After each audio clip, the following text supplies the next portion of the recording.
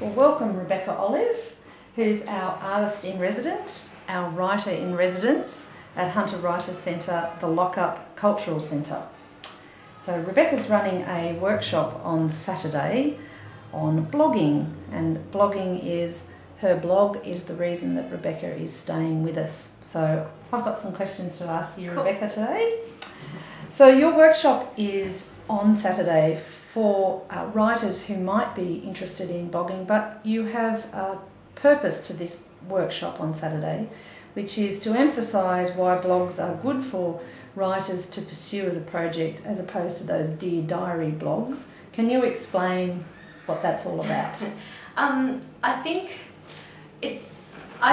my blog has been very useful for me in a number of ways. And what I did was started as a very niche sort of blog from the beginning, which was about women and surfing. So this was always my focus with my website.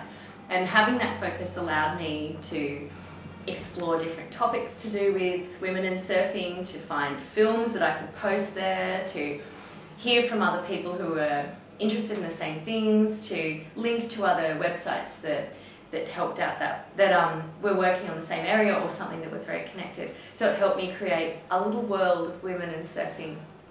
If I'd just written a diary about going surfing every day, I wouldn't have been able to get that richness and the connectedness and the other perspectives on the topic that I've been able to achieve with my site, doing it the way I have. That's about women and surfing, not about me. And that's not to say I don't use my experiences. But if you're writing a Dear Diary, that's stuff that you write for yourself, really. And it's stuff that isn't very interesting to read, generally. I've seen a few of those blogs, and some of them work on some level, but usually what I find is they have a particular kind of focus as well.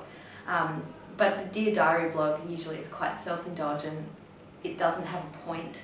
It's rambling. It's got it doesn't have any focus. And when you have a website that has a focus, so when you sit down and you post and you know what you're writing about, or you know the context that you're writing in, it helps you focus in terms of writing or linking to different places as well. So is every post driving at a point that you put up there?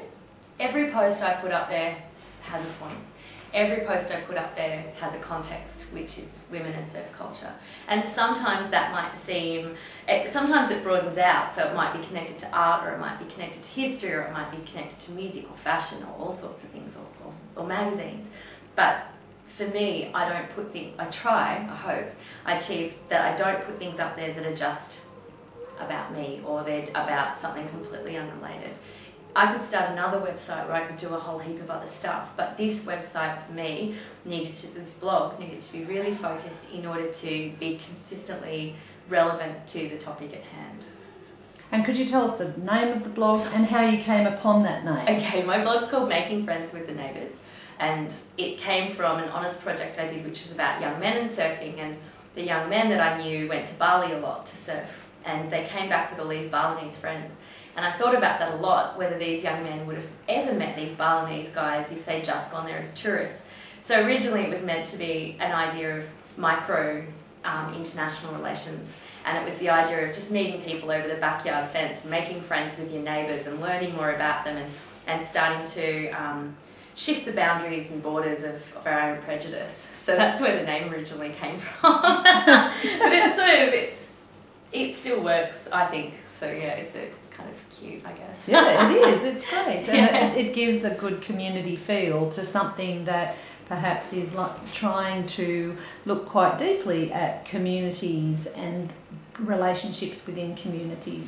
Yeah, and those everyday experiences that we have, in our own communities, in our own backyards, or going down to the shops or sitting at a cafe. And that's what I'm really interested in, is that everyday stuff that we take for granted. Interesting. So someone starts out with a blog, having gone to your workshop, and they decide, yes, they've learnt enough to realise a purpose.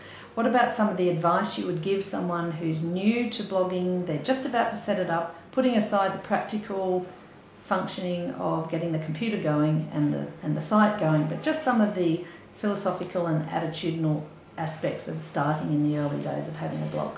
Okay,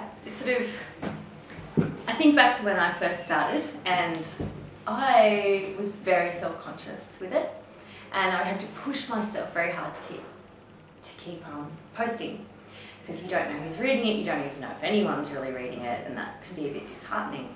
But over time, I kept putting things up, and I'd try lots of different stuff. Like, I'd just try all different kinds of things. There'd be times when I found out a particular person had started reading my blog and they were giving me feedback, and that would make me even more self-conscious, and it would stop me posting, or it would make me post in different ways. But I think the main thing you have to do at the very beginning is just try a lot of stuff, find your own rhythm, and find your own posting flow, and not really worry about the audience stuff. Don't worry about who's reading it, don't worry about any of that at the beginning. Find out what you're trying to do, find your own blogging voice with that particular blog, and if you have multiple, it might be different, across. So you need to find your own momentum and rhythm and voice in that space before you worry about responding to other people. And just try lots of different stuff, and really explore the blogging community around you. Like, who else is doing something similar, or who's doing something that you like, and connect with them and contact them and comment on their blog and get involved. And it's some of that stuff's about promoting yourself, but it's also about engaging with other people the way that you'd like people to engage with your blog too. Fantastic, great. Okay, so just following on from that, blogging is instant publishing, so it is different to writing a book. It goes through publication and printing, and then out it goes, and then is read, then finally reviewed well after it's got its hardback on it. Yeah. So blogging is instant publishing, so therefore that can be a scary thing, that instant publishing and instant feedback. And there might even be some writers out there who have had some success as writers in competitions, or even had books or short stories published in anthologies. So that nervousness about taking that step with the instantaneous nature of blogging, should they respond to feedback early on, or just let it flow until they find a voice? Do you respond to instant reaction? My readership, I'm not very polemic, so I'm not controversial, and I'm not, in your face with the way I write, and that's a very conscious choice, because that's how I like to go about things, so more considered. So generally the feedback I get on my site, the feedback I get in different spaces is different. About your blog in different spaces? About my writing, in different spaces. But in this space, I get generally quite supportive stuff. I'll get the narky comments I've had have always been from people who aren't publishing under their name, who don't leave an email address for me to respond to, and I won't engage with that so much. But I do try and engage back, because I like it. If I leave a big comment on someone else's post, I like it when they respond to me. So I think about what I would like to happen if I'd taken the time. It takes time to respond as well, to happen. The other thing, just with instant publishing and not going through a reviewing process, is you're your own editor and reviewer. And I've put posts up where I go back and I realise I've got spelling mistakes, or a sentence is badly written, or whatever it is. And you just have to get over that too. Like, you realise it doesn't really matter. It doesn't have to be perfectly polished. And I've never had anyone come back and say, oh, you used the wrong contraction here, or you've put where twice next to each other. No one's ever come back and said that sort of thing. So in terms of instant publishing in that way, you kind of don't worry about it. I mean, you read back and it grates a little, and you can go in and edit it and change it, so that's okay. But it just taught me not to hold on to too precious. Yeah, not to be precious, exactly. So I got it out there. And then with feedback, mostly it's been really supportive, mostly because I haven't been polemic. If I was writing controversial stuff, it'd be different. And if you want responses, that's the way to go about it. Like, really, if you want people to respond to your work in a really engaged way and a very vitriolic way, then go for it. But I wanted thoughtful, considered feedback, so that's how I produce my work. So do you think you have opinion in your blog?